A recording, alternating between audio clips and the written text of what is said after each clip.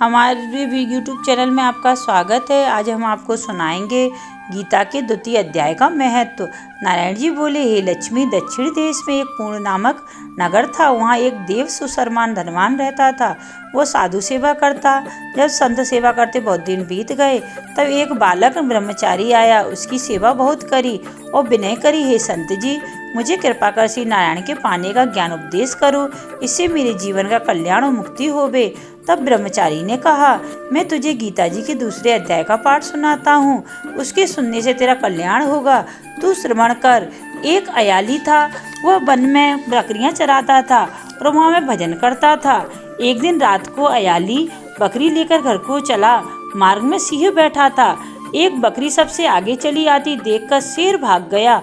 तब अयाली आश्चर्य देखकर बड़ा चकित हुआ और वहाँ खड़ा हुआ। उस चरवाहे ने मुझसे कहा, मैंने एक आश्चर्य देखा कि बकरी को देखकर शेर डर से भाग गया। तुम त्रिकाली यज्ञ हो, वह वृत्तांत मुझे सुनाओ। संत ने कहा, ये अयाली, मैं तुझे एक पिछली वार्ता सुनाता हूँ। यह बकरी पिछले जन्म में डायन थी। जब इसके पति मर गया, यह बड़ी डायन हो गई। जिस सुंदर लड़के को देखे खा ले वे। और शेर पिछले जन्म में फंदक था। वो पक्षी पकड़ने वन को गया और डायन भी वन को गई। वहाँ डायन ने उस फंदक को खा लिया।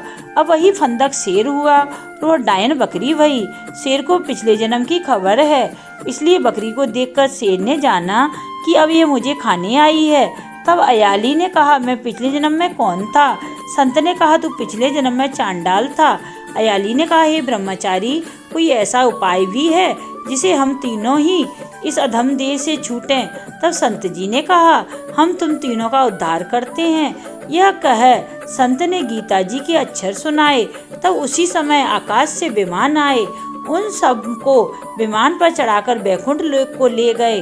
अधम देह से छूटकर देव देही पाई, बैकुंठ को चले।